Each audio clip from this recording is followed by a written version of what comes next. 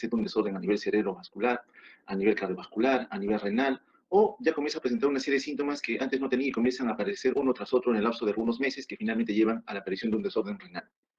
En las primeras etapas entonces de la misma, básicamente la enfermedad no da ninguna molestia, está en una etapa de luna de miel con el individuo que la está padeciendo, y que si es que no se diagnostica, indefectiblemente va a llevar a la aparición de una serie de complicaciones que detallaremos también en forma resumida, que involucran un riesgo de muerte.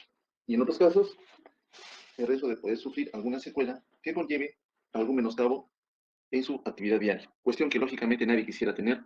Por ello es que muchos nos preocupamos en cada consulta que hacemos a los pacientes, medirles la presión arterial. El hecho de medir su presión arterial para nosotros significa establecer un nexo de diagnóstico precoz para que podamos nosotros tener a bien ya controlar el proceso antes de que lleguen las complicaciones, que son las que vamos a mencionar también en forma bastante sucinta. Bueno, puntos claves en hipertensión arterial. Es una enfermedad vascular, básicamente, que va a dañar a los vasos sanguíneos de todas las estructuras corporales que nosotros tenemos, pero importantemente nos importa más lo que ocurre a nivel renal, a nivel cardíaco y a nivel cerebral. Tres órganos importantes de los cuales depende mucho de sostener la vitalidad, la homeostasis en el cuerpo de cualquier persona. Por tanto, si nosotros no diagnosticamos y peor aún no tratamos esta enfermedad, vamos a ver que en el lapso de algunos años las personas van a comenzar a sufrir daño renal, daño cardíaco o daño a nivel cerebrovascular. Muy bien, el diagnóstico, por decirlo de alguna manera, los que ya estamos metidos en algo de medicina sabemos que se basa en la medición repetitiva y reproducible de la presión arterial. ¿Qué significa? Que en cada consulta, en cada encuentro que tengo con el paciente, tengo que medirle la presión arterial. Y así esta medida, hace un mes me midieron y estaba normal. Reproducible significa que tengo que volver a tomar, y si ya alguien le controla la presión alta, significa que si el paciente ya es hipertenso en un segundo, tercer, cuarto control de medida que yo le vaya a hacer, la presión va a continuar elevada si el paciente no es medicado. Entonces, cada vez que yo enfrento a un paciente, ya tengo que acostumbrarme a tomarle la presión arterial. Si ya por ahí alguien le dijo, señor, parece que usted es hipertenso, tiene que hacerse un segundo control para estar seguro de que es hipertenso o no, y esto se repite, es reproducible, ya indefectiblemente me dice a mí que este paciente sí es hipertenso. Por tanto, yo ya tengo que comenzar a enfrentar la enfermedad con una serie de medidas, tanto del aspecto dietético, en relación a los alimentos que consuma, y en caso fracase en el control de la presión, ya acudir a la terapia farmacológica. En relación a la etiología, la causa de la misma, en la mayoría de casos no sabemos cuál es la causa. Para cuando yo estudiaba medicina, recuerdo que de 100 pacientes, solo en 5 teníamos identificada la causa. Dense cuenta que 95%, para cuando yo estudiaba, no teníamos una razón de por qué el paciente había hecho hipertensión arterial. Hoy en día, esto ha avanzado un poquito, solo un poco de porcentaje, prácticamente un 90%, no sabemos qué es lo que ha ocurrido.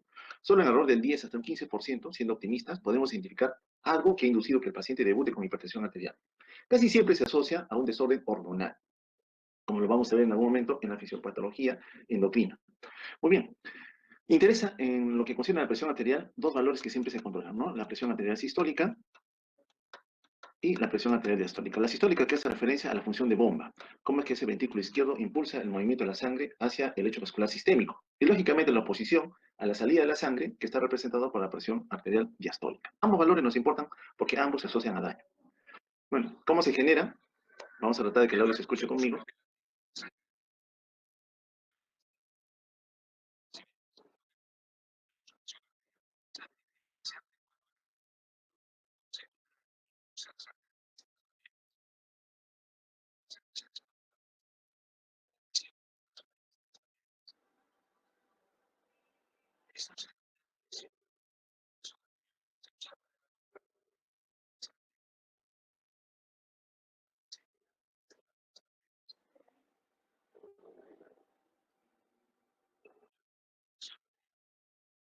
Doctor, disculpe, no se escucha el audio del video.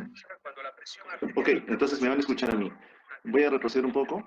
Vamos a retroceder para ir detallando parte de este proceso y no retrasarnos más. Vamos a ver acá.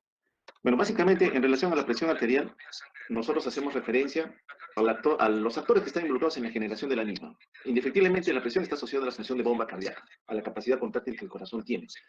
Y lógicamente con esto a la volemia, al volumen de sangre que le llega y que el corazón es capaz de expulsar, tanto al lecho vascular pulmonar como al lecho vascular sistémico. Bueno, cada vez que el corazón se contrae en la fase sistólica del ciclo cardíaco, impulsa un volumen de sangre hacia la economía. Y estos vasos arteriales que estamos viendo aquí son los que ciertamente oponen algo de resistencia. Son elásticos, tal cual entonces que son distendidos también tienen la capacidad de poder retraerse. Y la retracción permite que la sangre pueda retornar al corazón, como también ir por vía anterior a profundidad de la economía. Esa fuerza impulsora se conoce como presión sistólica, ¿no? La cual ciertamente tiene que mantenerse en unos márgenes que nosotros consideramos normales. La presión diastólica básicamente se refiere a la presión o al tono que mantiene el lecho vascular sistémico y que está representado por las arteriolas que todavía expresan músculo liso, ¿ya? Las que tienen menor diámetro y que lógicamente oponen mayor resistencia a la salida de la sangre. Bueno, la presión arterial tiene dos valores, ¿no? Que clásicamente nosotros consideramos, la presión arterial sistólica y la presión arterial diastólica. Ambos son importantes, repito, en el seguimiento de un paciente en relación a que pueda tener o no hipertensión arterial. Este valor que se está señalando aquí es la cifra a partir de la cual nosotros consideramos que el paciente ya es hipertenso. Sea que tenga la sistólica mayor o igual a 140, o sea que tenga la diastólica mayor o igual a 90, ese paciente en dos o más controles, en donde se le identifique este valor, ya es hipertenso para nosotros.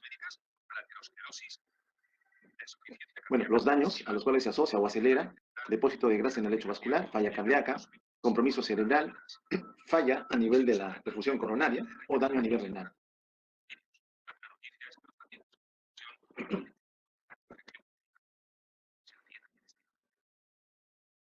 Bueno, entonces lo importante es saber más o menos cómo es que se generan esas presiones. Vamos a detallarlo también a continuación. Bueno, ¿cuándo definimos nosotros que este paciente es hipertenso? Por tanto, para nosotros se convierte en un individuo con una enfermedad que yo tengo que controlar. Básicamente, cuando usted encuentre que el paciente tiene una presión sistólica mayor o igual a 140 y o una presión arterial diastólica mayor o igual a 90, usted considera que ese paciente ya es hipertenso. Sobre todo si a partir de un segundo control es reproducible y lógicamente ya me dicen que el paciente ya está catalogado como un paciente portador de hipertensión arterial. Muy bien, existen otras cifras que hoy en día la mayoría de sociedades estipula a tener en cuenta en el riesgo de que el paciente puede evolucionar a una hipertensión ya demostrada. Normalmente, las presiones que están entre 130 y 140 en la sistólica o entre 80 y 90 en la diastólica, me dicen que el paciente es un prehipertenso, que tiene riesgo de hacer hipertensión arterial. Pero indefectiblemente, cuando esta cifra es mayor o igual a 140 en la sistólica, mayor o igual a 90 en la diastólica, solas o combinadas, ya me establece que el paciente es hipertenso. Bien, ¿de qué resulta esto al final de cuentas? La relación de la presión arterial. El tono del músculo liso a nivel vascular periférico es el determinante en relación a una de las variables que tiene que ver con la presión arterial. Recuerde usted que la presión arterial representa para nosotros el producto del gasto cardíaco por la resistencia vascular periférica. Entonces, cuando uno habla de presión arterial, sabe que hay dos actores: uno, gasto cardíaco, y dos, resistencia vascular periférica, que están relacionadas a la generación de la presión. Este segundo actor, el que estamos revisando aquí, se asocia a un incremento en el tono. El músculo liso tiene una tendencia a contraerse. Pero esto ocurre a nivel arteriolar y también puede haber un compromiso a nivel venoso. Es decir, ambos lechos vasculares, tanto del lado arterial, vasoconstricción, como del lado venoso, venoconstricción, favorecen que el individuo tenga una predisposición a ser hipertenso. Cuando yo aumento resistencia vascular periférica, ya es fácil entender de que la presión arterial se va a incrementar. ¿Sí? Aumento resistencia, aumento presión. Pero ¿qué tiene que hacer el lado venoso, que ahora está contraído, para que aumente presión arterial? Bueno, cuando uno valora gasto cardíaco, está evaluando al volumen stroke. El gasto cardíaco tiene dos factores también que son determinantes: volumen stroke y frecuencia cardíaca. El volumen stroke, a su vez, tiene tres componentes que nosotros valoramos siempre: precarga, que llega al corazón, y este se tiene que contraer para bombear la sangre, contractilidad entonces, pero lo hace contra una resistencia, postcarga. Pero esta postcarga es la misma que está aquí. Esta precarga es la volemia, es el volumen de sangre que está circulando y que llega al corazón para que se vuelva a distribuirlo a la circulación pulmonar y luego desde cabeza izquierda se distribuya a la circulación sistémica. Muy bien. Las venas están relacionadas a esta precarga. ¿Cómo? Si sé que las cavidades derechas, estoy dibujando ventrículo derecho, aurícula, no estoy metiéndome con el izquierdo, recibe sangre de la cava inferior, recibe sangre de la cava superior, la sangre que regresa aquí es más o menos constante. Pero si yo corto este vaso, una vena, la vena generalmente es de gran diámetro y tiene algo de músculo liso. Cuando la vena, el músculo liso de la vena se contrae, el diámetro de la vena se reduce, porque se ha contraído el músculo liso. Significa entonces que la sangre que tenía la vena cuando estaba dilatada, al momento que ahora se contrae, esa sangre se suma a la precarga. Entonces, a ese efecto le llamamos disminución de la capacitancia. ¿Qué es capacitancia? Es la capacidad que tiene la vena de almacenar un volumen de sangre. Pero cuando el músculo liso de la vena se contrae, aporta un volumen de sangre adicional, porque la vena dejó de ser un almacén, un reservorio. Al contraerse, suma algo más de volumen de sangre que tenía atrapado a la precarga, aumenta la volemia.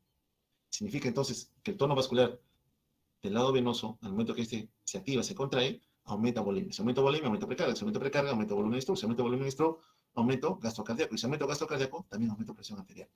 Entonces, lo que vamos a revisar en las siguientes diapos van a ser básicamente analizar en detalle a estos actores que están asociados a mantener una presión arterial. Lógico, en fisiología es para ayudarnos a perfundir a los hornos de la economía. Pero en la fisiopatología es un desorden que está ocurriendo a varios niveles, en uno o más niveles. Y todos ellos van en suma de que la presión se incremente más allá de lo permitido. Y ocurre el daño que hemos visto en la diapositiva anterior. Entonces, muy atentos, por favor, a analizar estos detalles que ustedes en fisiología probablemente ya lo han revisado. Aquí simplemente lo vamos a recordar, quizás sea un poquito extenso y reiterativo con algunas diapositivas, pero es necesario entenderlo para saber cómo nosotros podemos manipular desde el punto de vista farmacológico. Entonces, tenemos un lecho vascular arterial. Las arterias, como vemos aquí, tienen una gruesa capa de músculo liso, por tanto son las que enérgicamente sí se contraen bien, y esto afecta resistencia vascular periférica. Las venas aquí tienen músculo liso sí, pero en menor cantidad que el lado arterial, pero cuando se contraen, reducen capacitancia venosa. No lo olvides, si reducen capacitancia venosa es que están devolviendo más sangre a las cavidades derechas, aumentan volemia, circulante efectivo, porque hay volumen de sangre atrapado en las venas, sí está atrapado. Hay un volumen de sangre que está atrapado aquí, y hay un volumen que siempre está circulando, pero la vena siempre lo está agregando, pero cuando se contrae el músculo liso, aporta un volumen de sangre adicional a ese volumen circulante efectivo. Cuando me refiero a volumen circulante efectivo, me estoy refiriendo, es lo mismo que decir volumen stroke, ¿no? Es lo mismo que decir volumen latido. ¿Cuánto de sangre el ventrículo eyecta a la economía? Siempre es un volumen de sangre constante que está eyectando. Pero cuando la vena se contrae, ese volumen stroke, volumen latido, volumen circulante efectivo, aumenta. Y si aumenta el volumen stroke, volumen circulante efectivo, volumen latido, también aumenta el gasto cardíaco. Si aumenta el gasto cardíaco, aumenta presión arterial. Entonces, ya para determinar, la hipertensión arterial ocasiona daño. Nosotros tenemos que conocer que estos individuos hipertensos tienen más riesgo de hacer problemas a nivel coronario, los ACVs, los DCVs. Vulgarmente, todo el mundo le dice derrame cerebral. Derrame para mí es sangrado, pero también puede predisponer al stroke, una arteria que se tape. Daño vascular periférico. Todas las arterias, como vemos aquí, van a ser afectadas. Ellas buscan defenderse. La sangre que está circulando ingresa al lecho vascular a alta presión. Entonces hay un estiramiento del lecho endotelial y el endotelio trabaja con músculo liso, lo activa. El músculo liso comienza a hipertrofiarse y torna a la arteria rígida, ya no es distensible. Y si la arteria está rígida, está endurecida, ¿cuál efecto vamos a notar? Aumenta la resistencia vascular periférica, porque está dura. Menos radio, más resistencia. Si hay más resistencia, más presión. Entonces se genera un círculo vicioso, a final de cuentas, que va a hacer que el paciente en el tiempo se torne más y más hipertenso. Y quien paga los platos rotos porque aumenta la resistencia vascular periférica es la poscarga. Entonces, este corazón ya no puede trabajar adecuadamente para vencer una poscarga incrementada. Porque este daño de aquí que ocurre en el nivel derecho vascular se queda ahí, no retrocede, no retorna, no se recupera. Es un daño que ya se estableció. Nuestro objetivo al momento de detectar un paciente hipertenso es evitar que progrese rápidamente ese daño para evitar que ocurran los otros desórdenes que hemos comentado anteriormente. Uno de ellos, como bien se trató aquí, es el problema de la irrigación, ¿no? Miren la cantidad. Este es el ventrículo izquierdo, solo que está en una vista diferente. Este es el ventrículo izquierdo. La gran cantidad de masa muscular que tiene. Y esta es la luz del ventrículo, para albergar o recibir un volumen de sangre. Bastante masa muscular, que ha tratado de adaptarse a un método de la poscarga. Pero las coronarias, que vienen periféricamente, tratan de irrigar a todo el miocardio. Pero a veces no le da, porque la cantidad de masa muscular, ahora hipertrofiada, es mucho mayor a la capacidad que tiene la coronaria de irrigarla adecuadamente. Y en el tiempo, súbitamente, ¿qué ocurre? Esta lesión de acá, que es el infarto. Se muere parte del miocardio. Y si se muere el miocardio, perdemos fuerza contráctil. Si perdemos fuerza contráctil, ya no hay una adecuada eyección. Pues al inicio vamos a ver que hay un mecanismo de adaptación donde el corazón trata de, como sea, seguir expulsando volumen de sangre. Pero a largo plazo, esa respuesta compensadora que sucede en el corazón termina finalmente venciéndola, llevando a la aparición de la falla cardíaca o de esta complicación que es el infarto. Aquí en detalle lo que acabo de comentar. Este es un paciente hipertenso nuevo, un familiar, un amigo, un paciente cualquiera con el cual estamos enfrentados y le damos la presión. El paciente asintomático, él no tiene ningún problema. Entonces, el paciente hipertenso para nosotros representa un paciente en donde la poscarga, la aorta, está incrementada. Ojo que cuando hablamos de hipertensión arterial, estamos hablando del lecho vascular sistémico, porque ustedes tienen una clase donde van a hablar de otra hipertensión que es de la circulación pulmonar, hipertensión arterial pulmonar. Ese es otro evento, otro evento. Ese no lo estamos tratando acá, estamos hablando del lecho vascular arterial, no confundir. Cuando hablamos de hipertensión arterial, estamos hablando del lado izquierdo, circulación sistémica. Bien, entonces, ¿qué es lo que ocurre en ese paciente hipertenso nuevo, asintomático, está en fase luna de miel? Bueno, evidentemente el tono vascular está incrementado. Hay un aumento de la resistencia, sí, hay un aumento de la resistencia vascular periférica. Lógicamente, al haber un aumento de la resistencia, los vasos tienden a cerrarse, menos flujo de sangre está llegando al riñón. Porque cuando hay una menor presión hidrostática aquí, hay algún tipo de desequilibrio a nivel tubular en donde ese riñón trata de responder a esa poca perfusión que ha detectado, favoreciendo que haya un aumento en la reabsorción de sodio. O sea, el riñón ha detectado esa normalidad, pero todavía recuerden que está sintomático. Y cuando comienza a reabsorber sodio, a el sodio lo sigue el agua. ¿No? Lo sigue el agua. El riñón simplemente está tratando de que mejore el flujo sanguíneo renal. Quiero que haya más flujo, que en ese momento sea limitado porque hay un tono vascular incrementado. Entonces el riñón dice, no, menos sangre me está llegando. Su primera intención de compensación es que haya mayor volemia. Por tanto, retengo más sodio y con el sodio viene el agua. Aumenta la volemia en este momento. Pasa el tiempo, el paciente está sintomático, pasa el tiempo, y ahora notamos que el lecho vascular, miren el diámetro de este lecho vascular aquí y el que tenemos aquí. Lógicamente, el riñón, al haber compensado esa respuesta, tratando de que le siga llegando flujo, aumentó la volemia. Más volumen de sangre, en otras palabras, más precarga. Entonces, el músculo cardíaco, que tenía un diámetro aquí, este es el diámetro que tenía, se está comenzando a hipertrofiar. ¿Por qué? Porque por un lado le llega más precarga, este de acá, más volemia, y por otro lado tiene que trabajar con la misma poscarga que previamente incitó este fenómeno de respuesta.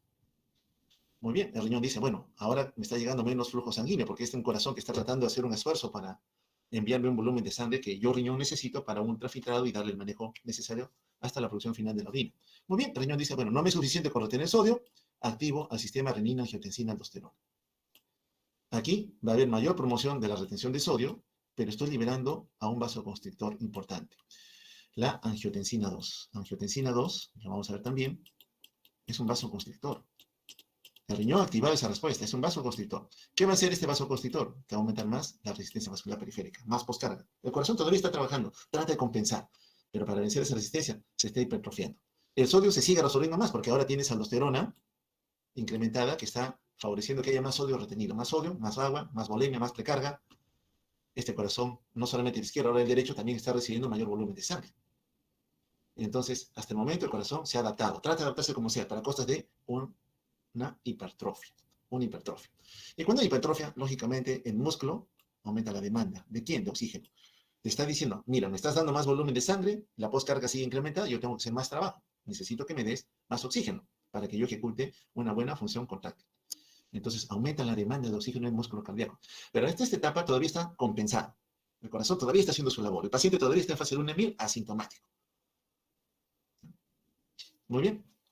Un día ya, en la evolución de este proceso, evidentemente el corazón ya no puede ya sostener ese aumento persistente de la precarga ni la poscarga aún incrementada.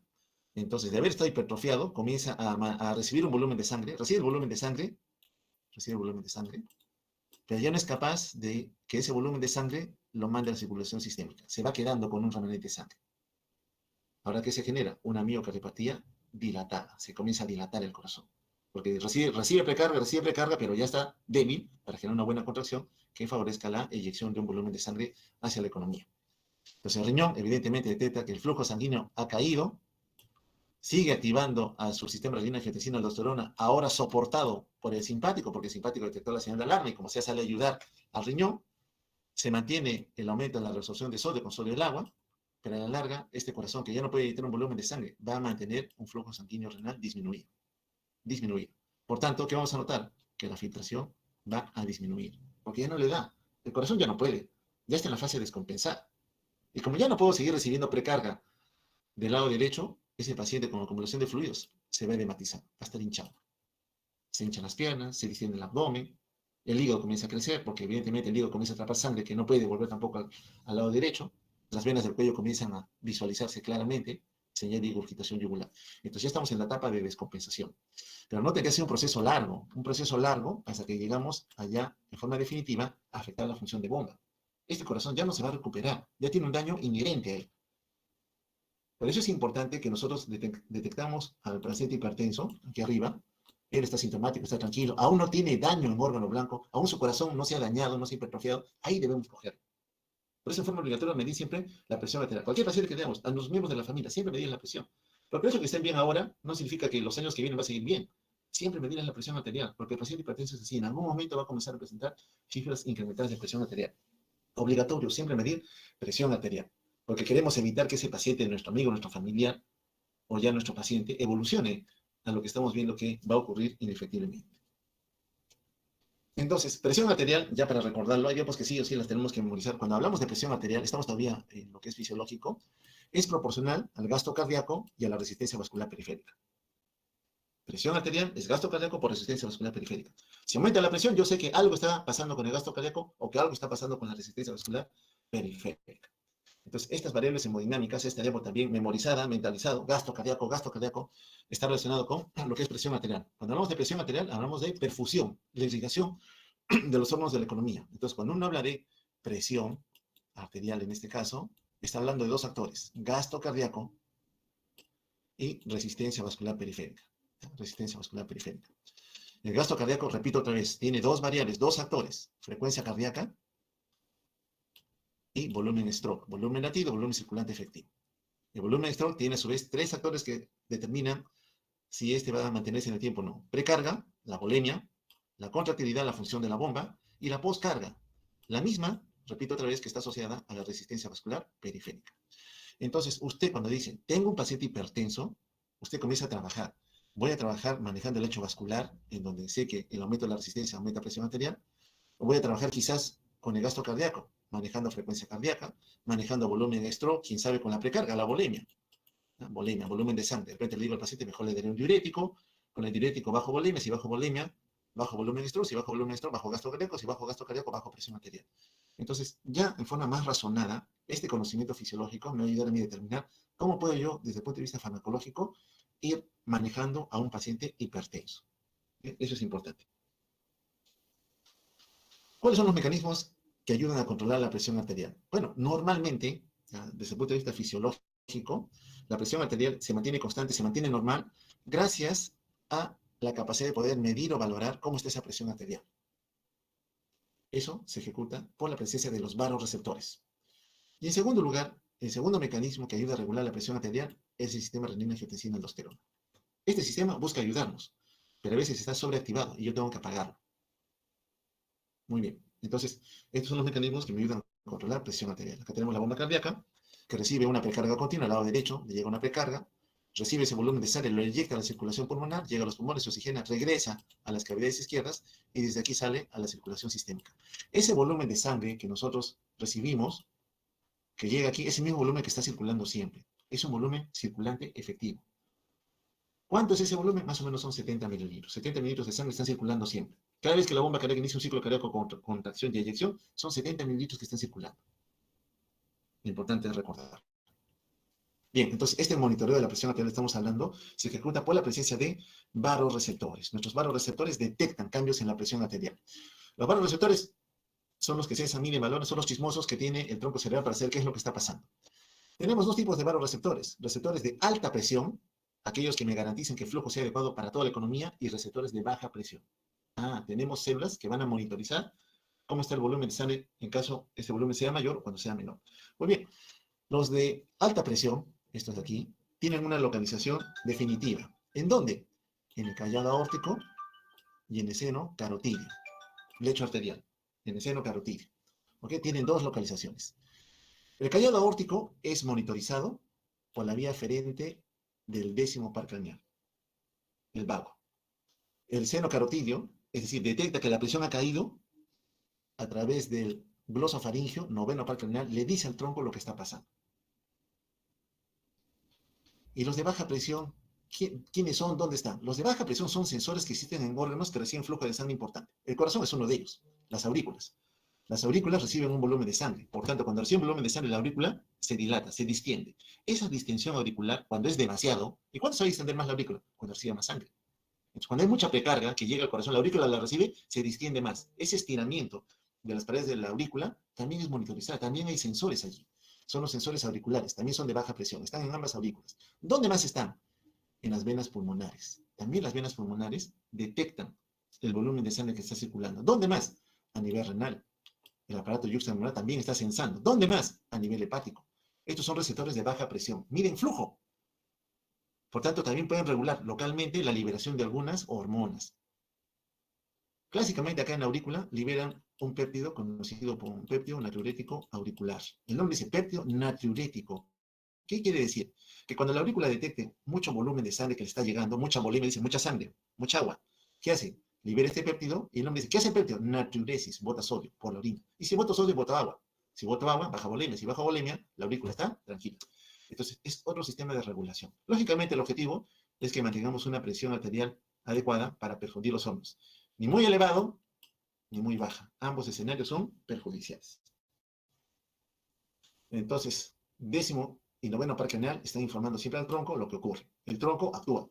Si por alguna condición el volumen de sangre ha disminuido, ya sabemos, mi primer defensor, el simpático se activa, sí, el simpático se activa. Busca todas sus células diana, corazón, lecho vascular, riñones, en todo. Busca el simpático actuar, con el fin de buscar un retorno al equilibrio homeostático. Estas señales que salen del tronco van hacia abajo para actuar con el simpático, pero hacia arriba buscan a otros actores. Buscan a la neurohipófisis para que secrete arginina vasopresina. La arginina vasopresina, conocida también como hormona antidiurética, llega al riñón y le dice al riñón, antidiurética, antidiuresis, no pierdas volumen de agua con la orina, necesito que el agua se recupere, recupera agua. Y si recupero agua, aumento volemia, aumento precarga. A nivel hipotalámico, estimulan el libido a nivel del centro de la sed. Muchos pacientes que vienen me dicen, tengo sed. Cuando ellos me dicen tengo sed, yo digo, alguna variable que yo tengo ya con la tecnología, estoy midiendo mal. ¿Por qué? Porque cuando el individuo me dice tengo sed, su hipotálamo ha detectado la normalidad. Él automáticamente, pero oye, pero su volumen de sangre está bien, su presión está bien, su precarga está bien. No, pues el hipotálamo es mucho más fino en regularidad. Es mucho mejor que cualquier aparato que yo tengo en mi unidad de shock trauma. Cuando el individuo me dice tengo sed, es que sus células han detectado que hay un aumento en la osmolaridad, que ha caído la volemia. Por tanto, ese individuo que me dice tengo sed, me dice le falta volumen. Tengo que darle. Porque la célula estimula a ingerir agua. Si ingiere agua, otra vez repito, aumenta volemia. Si aumenta volemia, el objetivo final se cumple. Aumenta presión arterial. Entonces, siempre se está cesando, se está monitorizando qué está pasando con la volemia. ¿Qué está pasando con el lecho vascular? ¿Cómo está la fuerza contráctil para movilizar ese volumen de carga que llegó como una recarga? Entonces tenemos un sistema de información. Lógicamente que cuando se incrementa la presión, todos esos sistemas se apaga el simpático, se apaga el ADH, no tengo retención de agua, volumen. El objetivo es cuando se aumenta la presión, tengo que eliminar el agua en exceso. Tengo que relajar al músculo liso. Tengo que disminuir la fuerza contráctil del corazón. Entonces, gasto cardíaco, para nosotros, que es uno de los actores de presión arterial, recuerde otra vez, presión arterial es igual a ¿qué? Gasto cardíaco por resistencia vascular periférica. Gasto cardíaco. Gasto cardíaco ayuda a valorar la eficiencia de la bomba cardíaca. Recuerda, la aurícula trabaja con el ventrículo, le lleva sangre al ventrículo. El ventrículo trabaja con la aorta. Entonces, cuando hablamos de gasto cardíaco, estamos hablando de cuán eficiente es este ventrículo para recibir un volumen de sangre, recibe un volumen de sangre, se distiende, distensibilidad, inmediatamente se activa la fase sistólica, se contrae y eyecta el volumen stroke. Entonces, me está evaluando el gasto cardíaco la capacidad, la eficiencia del ventrículo para eyectar, para manejar un volumen de sangre. Él recibe una precarga, se distiende, se contrae y lo eyecta contra una resistencia sistémica, que en este caso es la postcarga. Entonces, ¿de qué depende el gasto cardíaco? De dos variables, volumen stroke y frecuencia cardíaca. Si aumenta volumen stroke, aumenta el gasto cardíaco. Si aumenta frecuencia cardíaca, también aumenta el gasto cardíaco. Entonces, siempre que aumentan ambos, aumenta el gasto cardíaco. Y si aumenta el gasto cardíaco, ¿qué ocurre con la presión? También aumenta. Bien, quiero que aquí hagamos un paréntesis. No es que cada vez que yo aumente el volumen stroke, el gasto cardíaco se va a incrementar en paralelo. No siempre va a suceder así. Esto tiene un límite. No siempre que aumenta frecuencia cardíaca, el gasto cardíaco también se va a incrementar en forma importante. No. Les pongo un ejemplo. Frecuencia cardíaca. La frecuencia normal es de 60 a 100. Puede el individuo, por alguna condición, su frecuencia cardíaca ahora está en 120. Muy bien, cuando hace taquicardia, un paciente en quien el simpático se ha activado, por ejemplo, me está aumentando gasto cardíaco. Sí, con 120 probablemente lo voy a hacer. Pero ¿qué pasa cuando el individuo viene con 200 de frecuencia cardíaca? Mi teoría, usted me ha dicho que cuando aumenta frecuencia cardíaca, aumento gasto cardíaco. Estamos con 200. No, acá se pierde. Se pierde lo que inicialmente se da. Entonces, cuando aumenta frecuencia cardíaca, normalmente el ventrículo responde bien. Aumenta el gasto cardíaco. Pero cuando aumenta demasiado, ¿qué sucede cuando aumenta demasiado? Disculpen que sea reiterativo. Tengo cavidades izquierdas, ventrículo. El ventrículo recibe un volumen de sangre, se llena en diástole, se llena, muy bien se ha llenado. Y en la sístole se está contrayendo, por eso está más pequeñito. Se ha contraído para inyectar un volumen de sangre y se quedó con un menor volumen de sangre, ¿ok? Menos volumen de sangre que el que estaba acá. Perfecto, eso lo entendemos. En la fase sistólica, el corazón eyecta un volumen stroke. Se llena en diástole. Muy bien. Cuando aumenta la frecuencia cardíaca 200 por minuto, estoy poniendo un ejemplo, puede ser 180, 160. Cuando aumenta demasiado la frecuencia cardíaca, ¿qué ocurre? La fase diastólica es una fase que es dependiente del tiempo. Cuando usted le acorta la fase diastólica, es decir, en menos tiempo quiere que se llene el corazón, este corazón, está en 200 por minuto, no llega a llenarse con este volumen de sangre. Recibe menos sangre. ¿Por qué? Porque usted, al tener una taquicardia importante, reduce el tiempo diastólico. Entonces, cuando ocurre eso en una bomba cardíaca, le llega un poquito de sangre, le está comenzando a llenar el corazón y ya llega la orden de que se eyecte, porque está aumentada la frecuencia cardíaca. Entonces, ¿qué está pasando? Está eyectando un volumen de stroke, sí, pero menor al que eyectaba cuando el corazón estaba trabajando en forma normal. Cuando el corazón late a una frecuencia más rápida, la diástole se acorta, menos tiempo, menos volumen de sangre recibo, menos volumen eyecto. Entonces, si reduzco el volumen stroke, así la frecuencia cardíaca se haya incrementado demasiado, el gasto cardíaco se va a reducir. Entonces, entre los dos, ¿quién más importa? Volumen stroke. Sí, la frecuencia cardíaca cuando se incrementa ayuda, sí, lo hemos visto, yo lo he visto 110, 115, 120. ¿Y en qué valor ya comienza a no haber esa respuesta? Depende. ¿De qué? Usted joven, 140, su corazón está latiendo, bien. Usted es joven, pues. Pero si con 140 llega un paciente de 80 años de edad, con menor reserva fisiológica, con 140, él está aquí. No le va a dar. Son varios factores que van a estar asociados a por qué el volumen stroke se reduce. Pues la frecuencia cardíaca incrementada sí me ayuda a compensar, pero tiene un límite. En un momento, ese corazón ya no va a poder responder. El volumen stroke puede incrementarse, sí, pero también tiene un límite. Porque este corazón, cuando recibe un volumen de sangre, se va a distender. Sí, se va a distender. La ley de Starling me dice, a mayor estiramiento del miocardiocito, mayor fuerza contráctil. ¿Se acuerda? La ley de Starling dice, a mayor estiramiento del miocardiocito, la fuerza contráctil se incrementa. Mayor estiramiento. Esa es la ley de Starling. Es como un globo. Usted jala el globo, jala, lo está estirando. Suelta el globo y rápidamente se va a retraer. Eso es contracción. Se retrae con mucha energía. Y la mano que se ha quedado sosteniendo parte del globo va a doler porque viene con fuerza. Pero usted imagínese que estira el globo, estira. ¿Y qué pasa con el globo? Se rompe. Lo mismo sucede con el miocardiocito.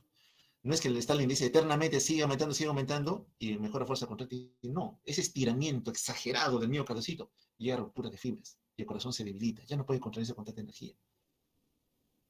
La ley de Starling no es infinita, tiene un límite también para el corazón. Por eso es que los vasoreceptores baja presión la aurícula ve que hay mucha precarga para distender el ventrículo, trate de defenderlo, favoreciendo la natriuresis. Son mecanismos de defensa que naturalmente están ocurriendo. Entonces, gasto cardíaco depende de dos factores. Acá rato lo voy a estar repitiendo para que se lo memoricen. Perdón, presión arterial, rojito, vamos a ver. Primero arranquemos con presión arterial. Presión arterial depende de dos factores. Gasto cardíaco. No sé, se dibuja más. Presión arterial es igual al gasto cardíaco. Usted memoriza el gasto por resistencia vascular periférica. A su vez, gasto cardíaco, a eso me refiero con los dos factores, es dependiente de volumen de stroke por frecuencia cardíaca. Muy bien. Entonces vamos a analizar ambos. Frecuencia cardíaca. ¿Afecta el gasto cardíaco? Sí, pero claramente va a afectar también el llenado cardíaco, lo que decía hace un instante. ¿Quiénes inducen cambios en la frecuencia cardíaca? El simpático. Y el parasimpático también. El simpático lo acelera, el parasimpático lo atenúa, baja la frecuencia cardíaca. Pero también existen hormonas que estimulan a que haya mayor descarga del nodo sinusal. Entonces, la frecuencia cardíaca es un determinante para el gasto cardíaco, sí, pero tiene un límite, como lo expliqué anteriormente.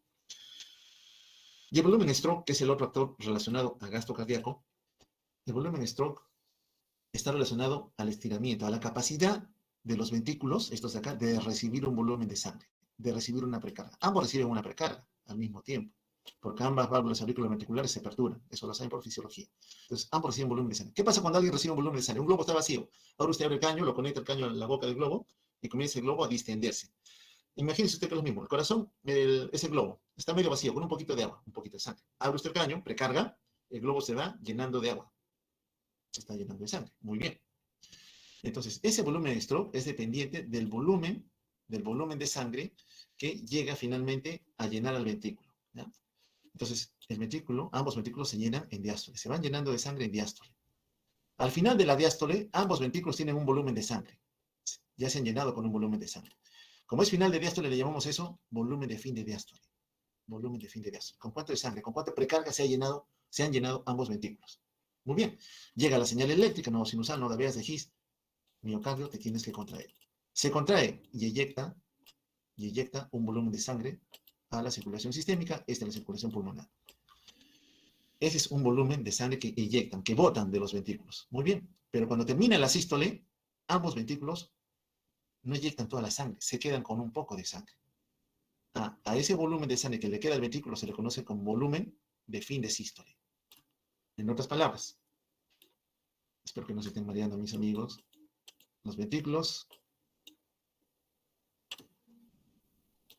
reciben un volumen de sangre, en diástole se llenaron de sangre, volumen de fin de diástole, viene la orden de contracción, eyectan un volumen de sangre, pero se queda con un poquito.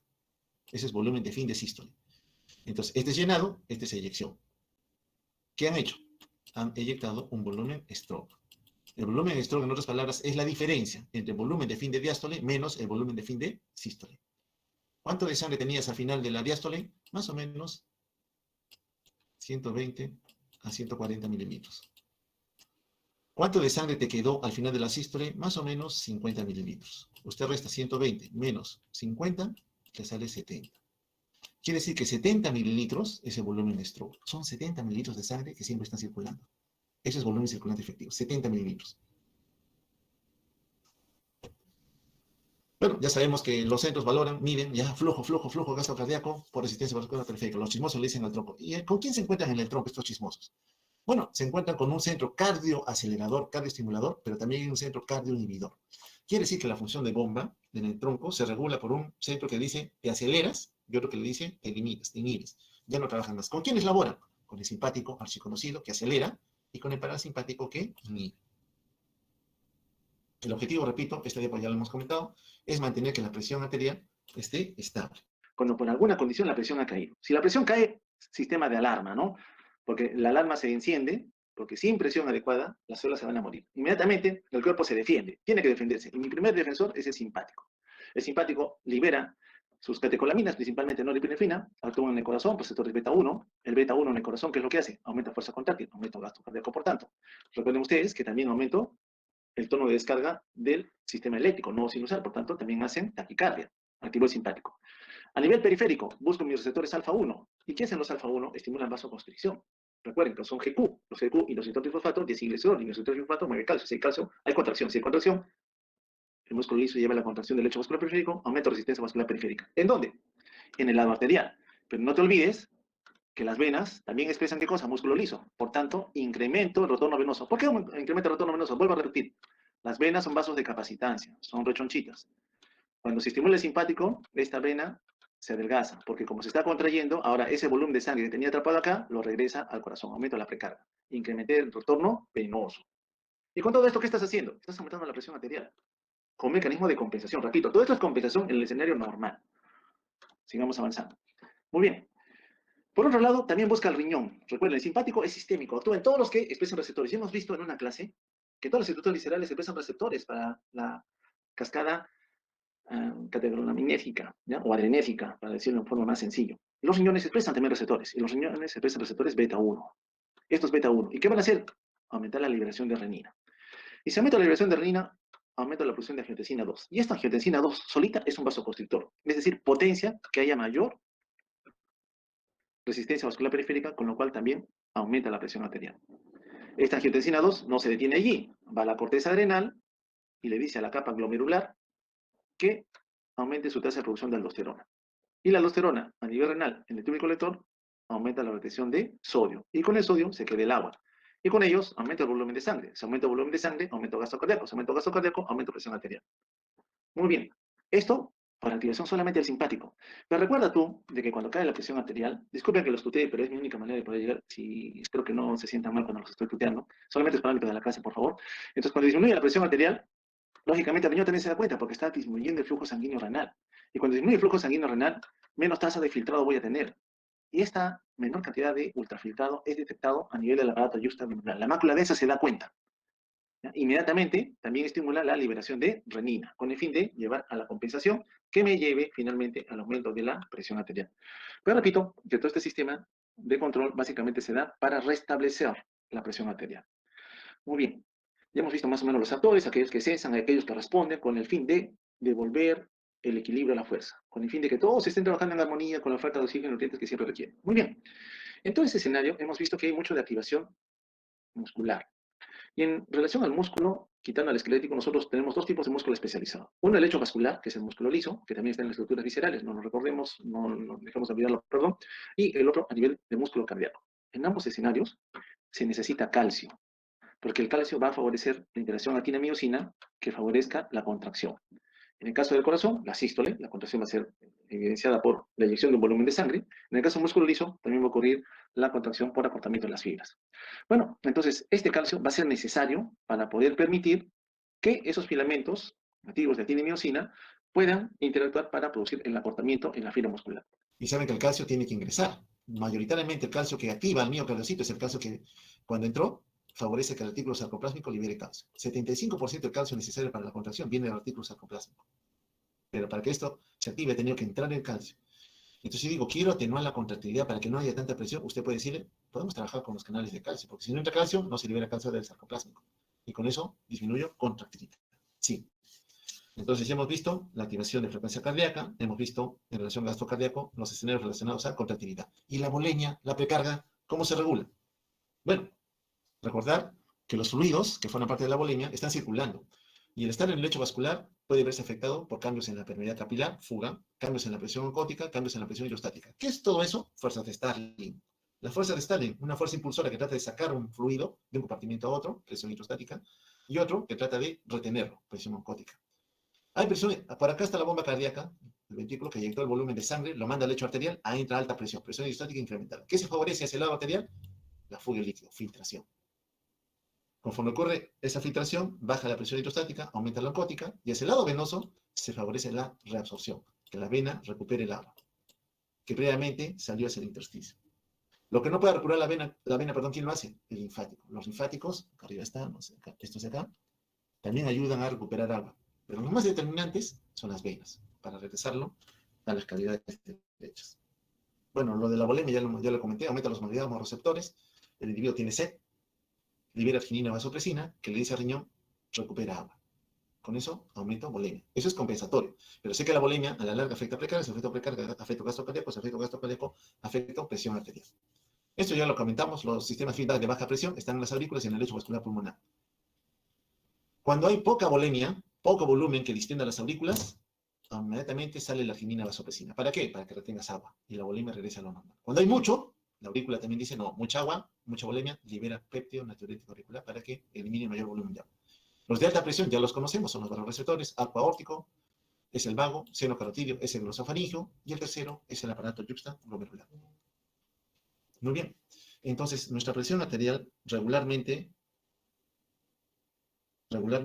tiene que mantenerse estable, gracias a sistemas de vigilancia que buscan mantener la presión arterial. Eso a través del baroreflejo, que detectan alguna normalidad, sea en subida o sea en bajada, y la presión arterial media, que va a afectar lo que es la bolemia. El primer baroreflejo es inmediato, es instantáneo. Algo cambió en la bolemia, inmediatamente se activa un sistema de compensación. Es rapidísimo. ¿Con quién trabaja? Con lecho vascular, músculo liso. En cambio, el valor de la presión en el tiempo se va activando lentamente. No podemos aumentar la bolemia tan rápido. No es que el riñón, la sed, todo va a hacer que la bolemia se incremente. La bolemia puede demorar algo en incrementarse. Cuando aumenta bolemia, aumenta precarga, gasto cardíaco, presión arterial. Es un tanto más demorado. La que es inmediato es la respuesta del simpático. Son los sensores, ya los hemos visto, son los vasoreceptores. Rápidamente lo voy a comentar, no quiero saturarlos. A nivel de seno carotidio, una rica red de células inervadas prolijamente por el noveno par craneal. En el cabello aórtico, otro conjunto de sensores de volumen de sangre, de bolemia también, que representan información para el nervio vago, importante saberlo. Y hay otros en amarillo, uno más grandecito aquí, y otros acá dispersos, estos de acá, que son quimioreceptores. Quimio, los anteriores son vasoreceptores, presión. Estos pequeñitos, estos amarillos que están acá, son quimioreceptores, ¿no? Son diferentes, por si acaso, pero tienen la misma localización. Pero ¿qué es lo que hacen a final de cuentas? Cuando hay volumen de sangre importante y buena bolemia, se estiran. Se estira el músculo liso, estira también a las aferentes nerviosas.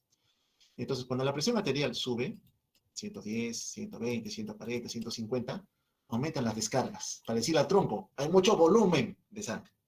El tronco responde, no, hay mucho volumen, hay que bajar.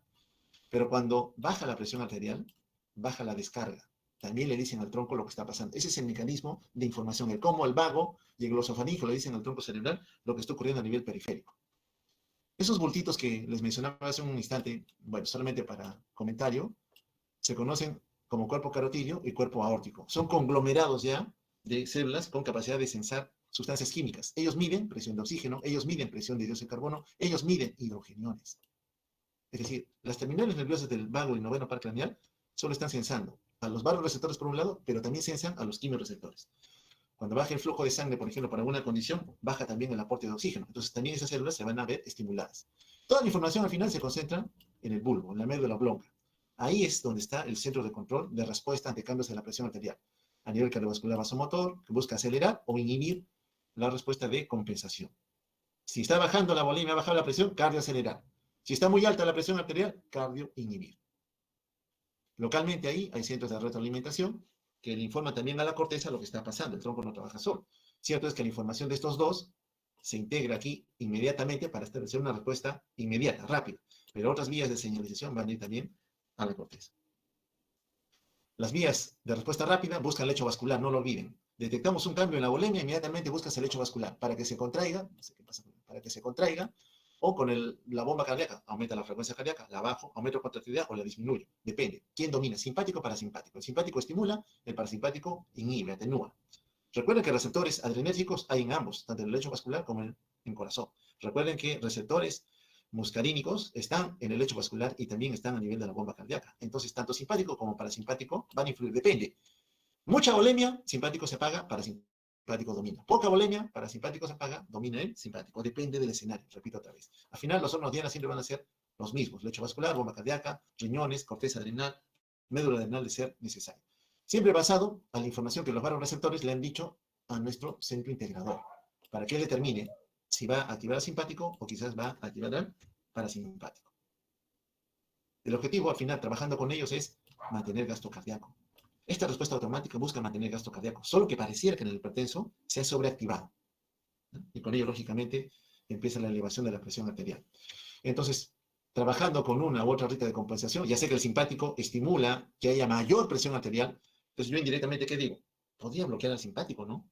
Porque si bloqueo al simpático, ya no hay estímulo para que los actores involucrados aumenten contractilidad, aumenten frecuencia cardíaca, aumenten resistencia vascular periférica, aumenten presión arterial, bloqueando al simpático. O de repente iré trabajo con volemia, como le dije hace un instante, ¿no? Mejor trabajo con la volemia. Algo que elimine el volumen de agua, que pueda también aumentar la precarga y con eso gasto cardíaco y con eso presión arterial. Sí, podría usar también diuréticos, por ejemplo, ¿no? Entonces depende del escenario que uno quiera. O de repente trabajo con sistema renina-angiotensina-aldosterona. Bloqueo ese sistema. Bloqueo la activación o bloqueo a los sistemas enzimáticos que favorezcan la aparición de angiotensina 2, o de repente trabajo con los receptores de angiotensina 2, etcétera, etcétera. Entonces existen varios estamentos, varias fases que en su evolución para mantener una presión arterial podrían ciertamente ser bloqueadas. Lo repito otra vez, estos sistemas que normalmente trabajan en nosotros a nivel central, a nivel periférico, están actuando con dianas. Frecuencia cardíaca, contractilidad, volumen de sangre. Entonces yo ciertamente puedo farmacológicamente trabajar con ellas, porque sé que trabajando con cada una de ellas, si sé el efecto que tiene, puedo inducir un cambio en la presión arterial. Entonces la interacción, repito otra vez, se da en el tronco, le informa al hipotálamo, le informa a la corteza, le informa a los centros de dolor. Esto ya lo repetí antes. Cuando un individuo, un paciente viene con dolor, inmediatamente aumenta la presión arterial. Entonces, en ese momento que el paciente está con un dolor, le ha caído un muro y hay una fractura expuesta, tibia pero no expuestos, fracturados, ¿ustedes creen que no va a estar con aumento de la presión arterial? Tienen que saber la causa, ¿no? El dolor, si usted calma el dolor, la mayoría de veces la presión arterial de ese individuo va a caer. La respuesta es en relación a la aparición de este fenómeno desagradable. Entonces, ese bucle de información que se da a nivel de vasoreceptores se integra en el tronco para que le indiquen la compensación. Acelera el paso, disminuye el paso, depende. Eso es automático, repito otra vez. Ocurre en nosotros en cada momento de nuestra vida, ¿no?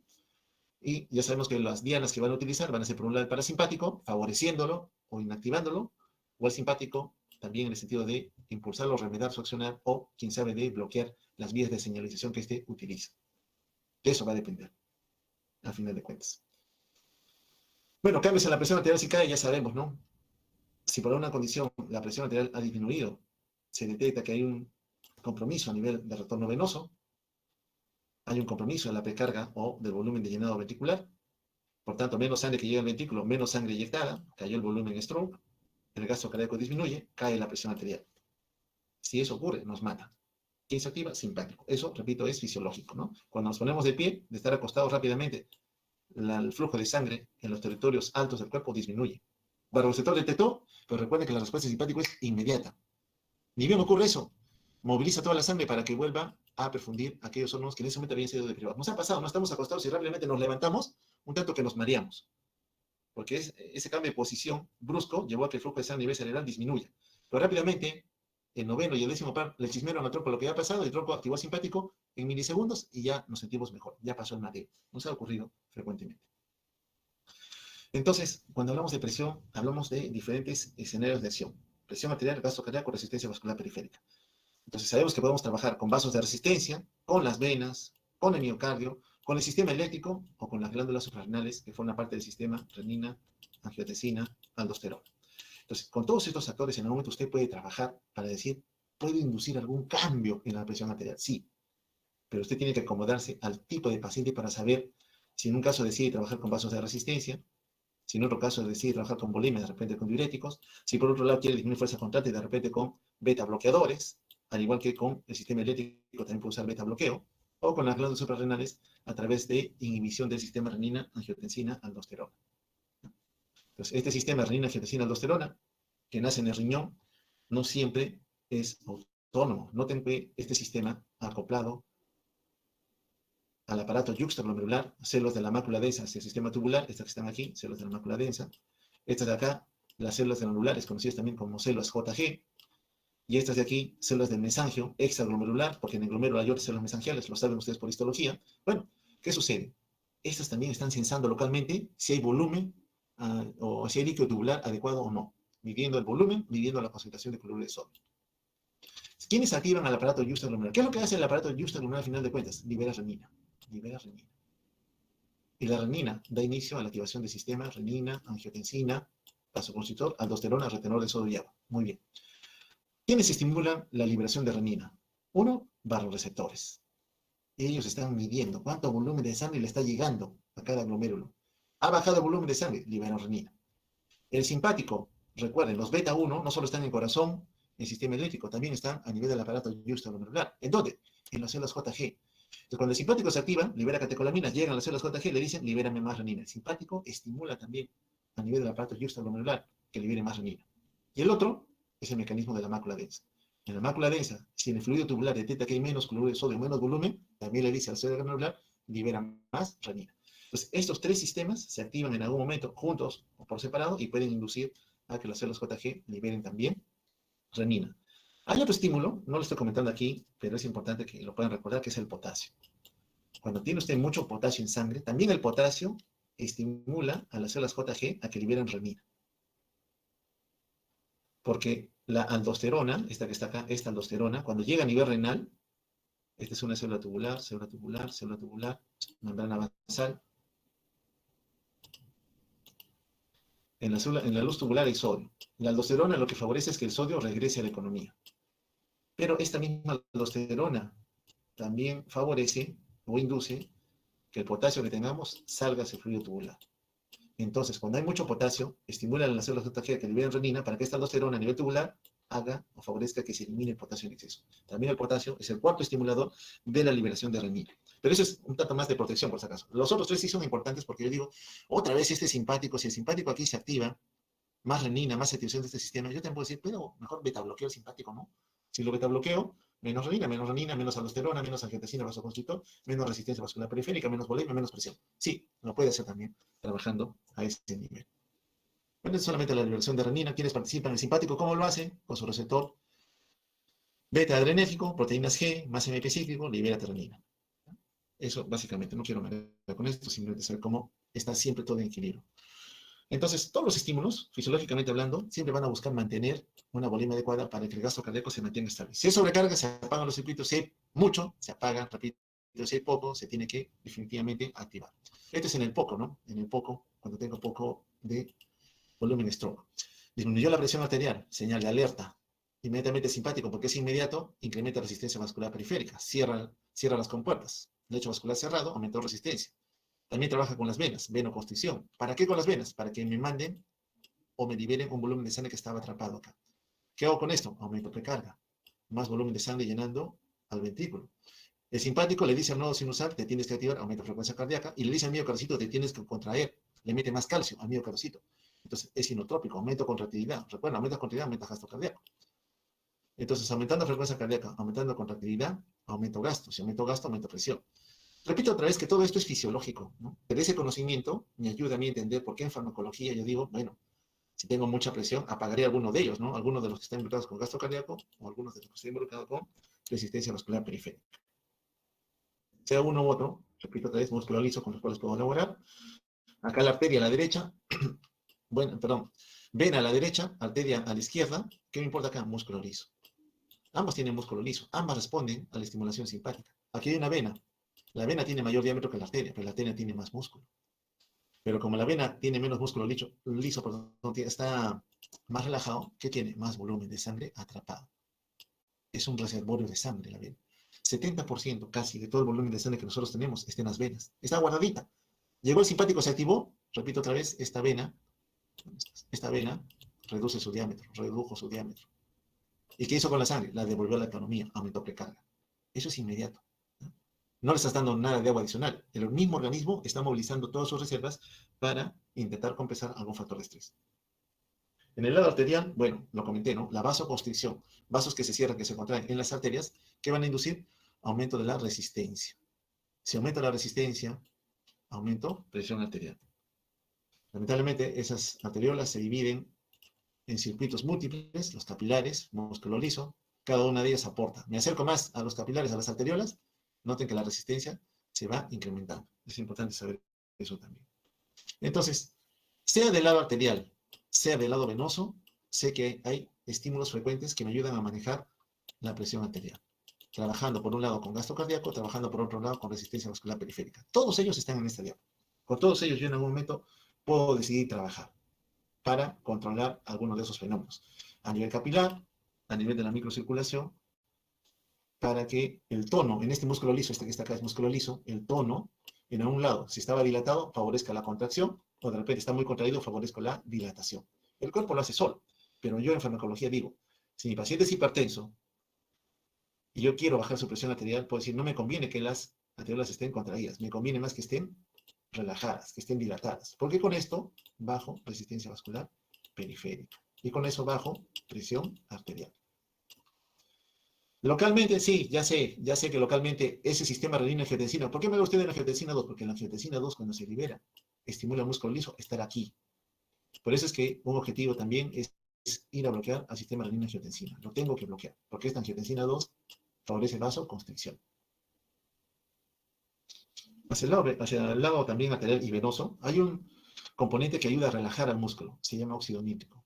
Hay algunos vasodilatadores que promueven que haya más óxido nítrico. Si hay más óxido nítrico, vasodilatado. Si está dilatado, menos resistencia. Si hay menos resistencia, menos presión arterial.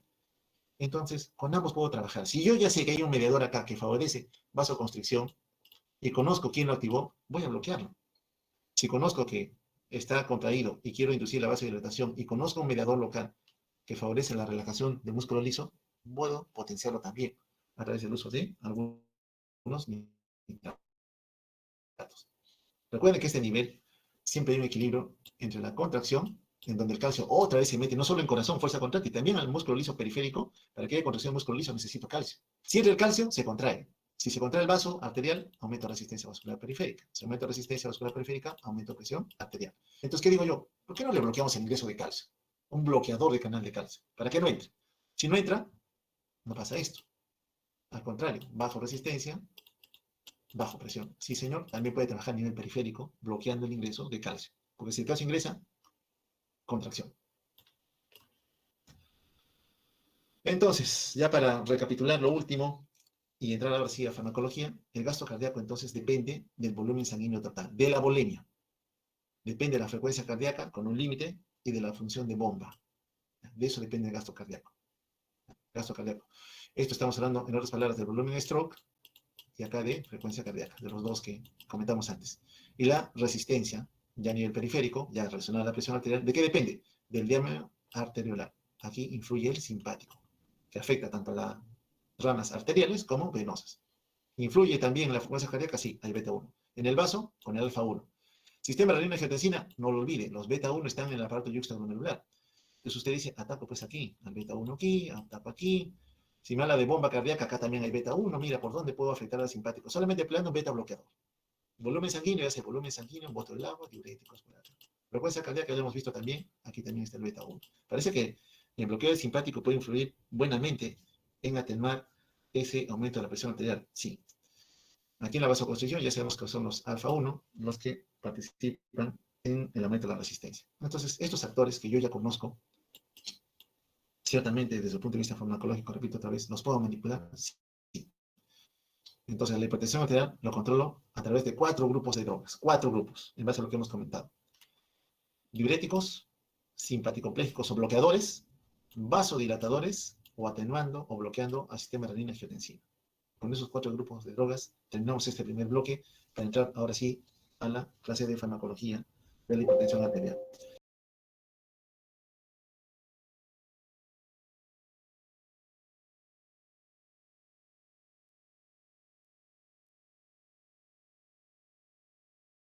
La diapositiva se resume bastante bien la forma en que tenemos de enfrentar a esta entidad y cómo es que podemos ciertamente ayudar a controlar mejor a estos pacientes, con el fin de que esos daños que ocurren en el tiempo o sucedan muy espaciados o finalmente no vayan a ocurrir, ¿no? El ideal sería que no suceda. Lamentablemente es una enfermedad crónica en donde la mayoría de veces solo enlentecemos la progresión de la enfermedad, pero teniendo un individuo con más años de actividad útil, como la mayoría de nosotros quisiéramos tener en algún momento.